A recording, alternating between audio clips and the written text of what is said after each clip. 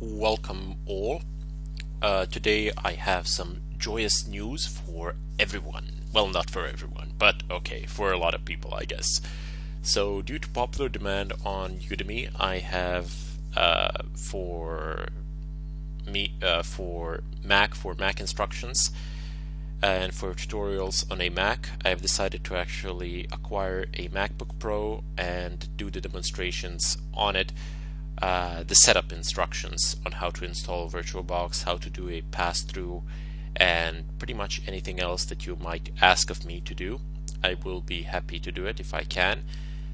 And also, for some of the problems that people have been experiencing on a Mac, now I can relate to you. Now you can write to me and I can attempt to recreate the problems and find the solutions.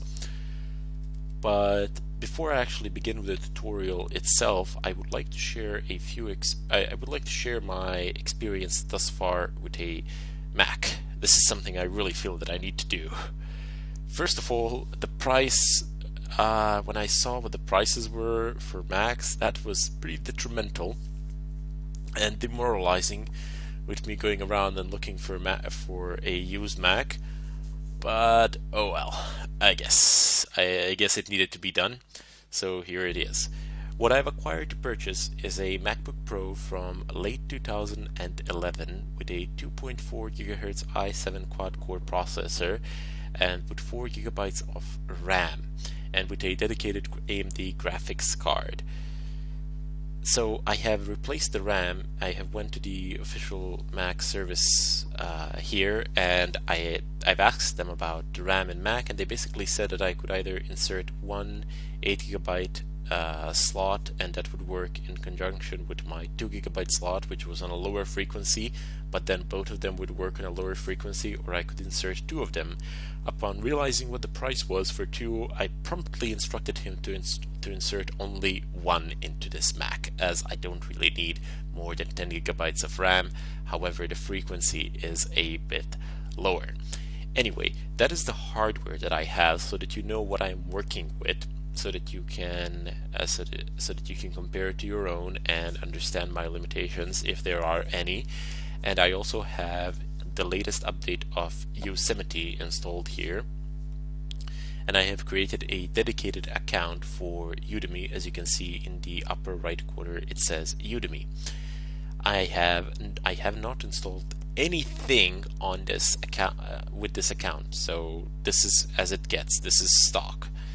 And I will go through now I will go through some of the tutorials and show you how to install VirtualBox, Kali, and set up a pass-through. I mean, things are fairly the same, if not exactly the same, but some people have been experiencing some problems. I have not done anything on this Mac. I have not done any additional installations or anything like that.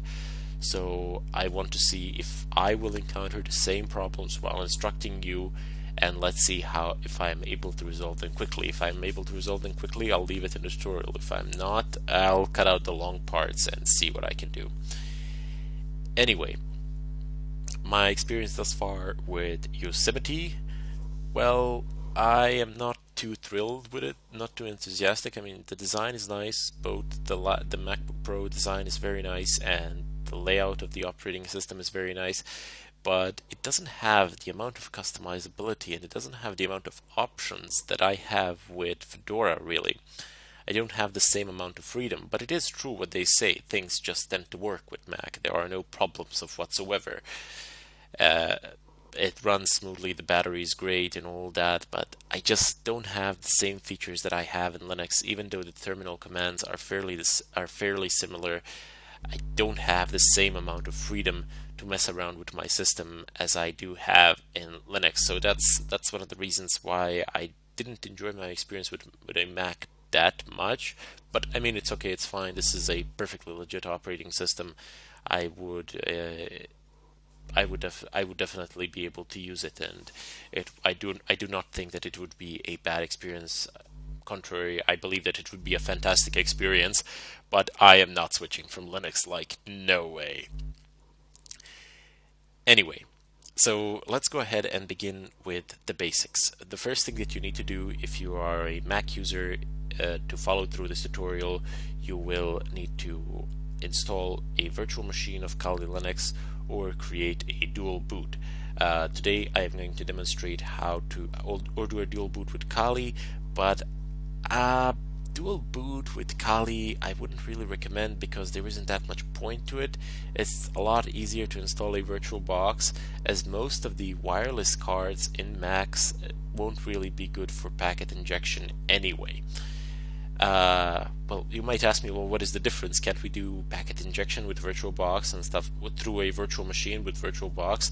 No, you cannot do that, because if we install a virtual machine, that virtual machine does not have access to your integrated wireless card. The only thing that you can do is pass a USB wireless adapter to that virtual machine and then do the packet injection. This I do believe that I shall demonstrate as well. A workaround for this on most laptops, including MacBooks, is simply to create a dual boot and then or a live boot, and then a live boot is basically to create a USB of Kali. There is a tutorial. There is a separate tutorial for that, but those two options remain, and then you can access your hardware directly. But then again, there is no point in doing that if your wireless card does not support packet injection or is simply not good for it. So I would advise you to get a wireless adapter, and if you still want to attempt a dual boot or a live version, I mean, by all means feel free to do so, and I really hope that it does work out. But in this tutorial I will show you how to install VirtualBox. Also, by the way, if you have any other requests, what you would like me to demonstrate on a Mac, feel free to ask it of me, but I'm only willing to go in terms of configuration. If you want the stuff from the course that I do in Linux and you want to do the same things on a Mac, that's not a good idea. Let me just leave it at that. And let's go ahead and begin with this already, because I'm looking at my timer. I've been babbling for about 7 minutes. Yeah. Okay, so let's open up. I'm going to open up a default web browser. I'm not going to install Firefox or anything like that. At my main user, I have installed Firefox, so I can use it. But as I said, this is I'm running this at stock. I have no intention of changing the default installation. So let's go ahead and first open up a VirtualBox website. So let's go ahead and perform the search. Type in VirtualBox and search for it. Okay, so we got https virtualbox.org. Okay, so here we go. So check if it's secured. Safari is using encrypted connection. Digital certificates keep information, private send, show the certificates. Fight signed, VirtualBox, issued by VeriSign. Okay, so they are the ones, I know that they're the ones issuing the certificate for this site, so that's fine. Go ahead and check the certificate anyway and make sure that it's HTTPS just in case, because people tend to put fake websites quite a good amount of time. And then go into downloads. And from the downloads, you can see, oh, I didn't configure this bar down the road. Okay, so let's go ahead and configure this bar. I'm sorry, this is just going to take a minute to dock. I'm sure that pretty much all the Mac users know how to do this. Hide it. Thank you. And let's expand this. By the way, I really like this feature with a Mac that you can slide left and right with 3 fingers. Anyway, let's go ahead and select the OS X version of VirtualBox. So we got VirtualBox for Windows hosts, OS X hosts. Let's go ahead and select that one. The download is proceeding, and it's going pretty fast for me anyway, or so I like to think. I don't have the fastest internet connection out there. It's 80 megabytes down and 10 megabits up. 80 megabits down and 10 megabits up, but it does serve its purpose. Okay, so let's go ahead and open up this file. Let it run. No big deal, shouldn't take too long. Checking volumes, finishing. Thank you. Okay, so let's go ahead and begin with the installation. This is the first time I'm actually installing something in a Mac, so I've done this deliberately. I did not want to do this installation prior to this so that I can put myself into somebody's shoes and that I would encounter the same exact problems that you yourselves would encounter. I'm hoping that I will encounter them to an extent anyway. Okay, so double click, run the application. Let's go ahead and see what it says. Double click on this icon. Okay, never mind that. Run the VirtualBox application. Let's see, will this work? No? Yes? Excellent. Okay, so I'm lying in my user installation. I did install Firefox, so that's something. But I did not install VirtualBox prior to this. And let's go ahead and open up applications.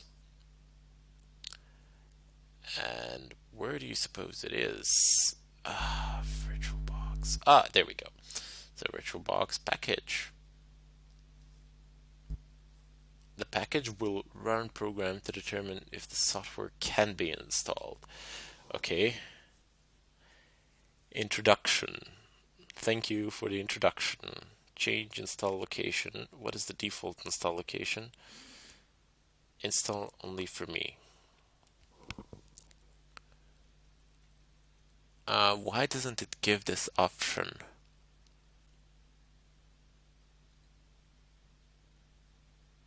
I don't get it. Maybe it's stuck or something. No, it's definitely not stuck, but it seems to be. I see. No, yes. Okay, that's just a certificate. Install for all users on this computer. So I do not know how to change this. Apparently I don't have the ability to change it. Continue. Change install. Okay, customize. Let's see what this does. Okay, so the command line tools. Maybe I shall use them. The utilities, not a bad idea. VirtualBox, kernel extensions. Okay, so it seems to have everything pre-packaged here. That is very nice. I could actually disable one package, but it doesn't allow me to go ahead and destroy the kernel extensions. But okay, I mean, they're needed for it to work.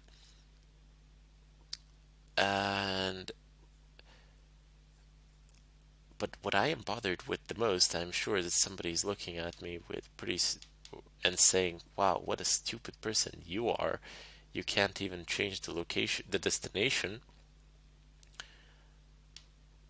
But yeah, I suppose it has to install for everybody. That seems a bit strange, doesn't it? Oh well, not really a big deal. To be honest, I kind of need VirtualBox on my other users as well. So let's go ahead and on my main user, I need a VirtualBox as well. I was meaning to install it anyway. So let's go ahead and skip that shameful part and the instructor that knows nothing. Okay, so it's requesting me that I confirm this with a password. So let's go ahead and type it in. There we go. The strange thing for me coming to a Mac is that there's like the homebrew that the packet manager that I can install for OS X, but it is very annoying to actually have to install that, to not have package manager by default. Okay, so I have 30 minutes remaining. Hopefully we can finish it, as I am running short, as I only have like 6 more minutes of the tutorial due to the limitations on Udemy. So that is the installation procedure for VirtualBox. It seems to be installed now. Let's go ahead and run it. And I probably don't need this anymore. Is this how you delete things? No, that's how you remove them from the dock. Oh well, I'll just use the file manager to remove it. Can I use the file manager to remove it?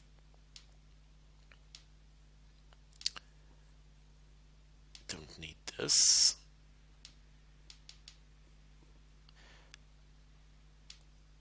Close this.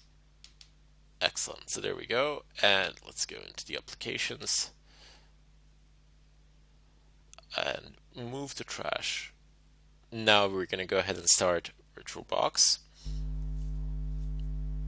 I don't have an SSD in this, so keep that in mind. The version with an SSD was kind of expensive, but I might decide to upgrade later on if it's worth the while. Probably is in terms of speed, but then again, I don't use this laptop for much other than web browsing. And let's go ahead, and now that we have this set up, now we're gonna go ahead and basically just download Kali, and in the next tutorial we're going to install it. So go to Safari and then type in just Kali. Should pop up the right one. HTTPS. Change to English. Thank you. So there we go. The first one is Kali Linux penetration testing, HTTPS. We're going to go into downloads.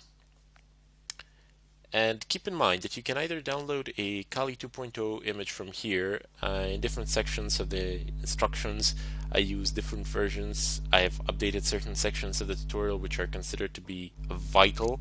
But as when you watch this, if there is a newer version of Kali, just go ahead and download it. Should be fine, no problems. So you can either download this one, the ISO file from here, or you can go ahead and what did I do? Come on, where is it? There we go. So you can either download the ISO file from here, this one, or you can go down below and select officially ARM and VMware images for virtual machines. So you have pre-built Kali Linux VMware images, and you have pre-built Kali Linux VirtualBox images. So you can use these as well. Keep that in mind. Okay, so just for the time being, I would like you to just go ahead and download this pre-built version. So it says Kali Linux 64-bit VirtualBox, and we're just gonna go ahead and click do I have any torrent clients installed here? Are you serious? I do. No, this is just the image. This is just a file that starts to download. Any chance I have it installed? Of course not. Okay, so let's just go ahead and click on the image and download it. So the download is proceeding, so by the time I come back in the next tutorial, the download will finish, and I will be able to show you how you can install it, and then we can go into USB pass-through on a Mac. Anyway, until then, I bid you farewell, and I sincerely hope that you are all pleased with this.